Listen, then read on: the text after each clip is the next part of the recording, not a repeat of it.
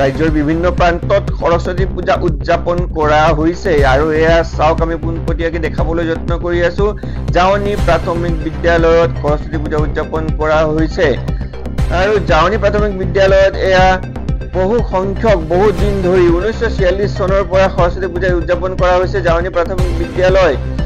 স্থাপিত 1946 চনতে স্থাপিত হোৱা এই জাৱনী প্ৰাথমিক বিদ্যালয়ত একাধিক্ৰমে সৰস্বতী পূজা পালন কৰি থকা হৈছে প্ৰত্যেক বছৰত এই বছৰ বহু সংখ্যক ৰাইজৰ মতামত দেখা গৈছে ছাত্ৰ ছাত্ৰীৰ লগতে ছাত্ৰ ছাত্ৰী অভিভাৱকৰো ইয়াত পূৰ্ণ সহায় সহযোগিতা ইয়াত দেখা গৈছে ইয়াৰ লগতে স্থানীয় যিখিনি গাঁৱৰ ৰাইজ বহু সংখ্যক ইয়াত অহা দেখা গৈছে আৰু এই বছৰ বহুত ভাল ইয়াত পূজা হৈছে বুলি স্থানীয় ৰাইজে কয় এয়া দেখা গৈছে ৰাইজে ইয়াত একগোট হৈ পৰা কি ধৰণে কি পৰিস্থিতি কি ধুনীয়া পৰিস্থিতিত ইয়াত সকলোৱে একগোট হৈ পেলাই ইয়াত প্ৰসাদ মা সৰস্বতীৰ প্ৰসাদটো ইয়াত গ্ৰহণ কৰা দেখা গৈছে এক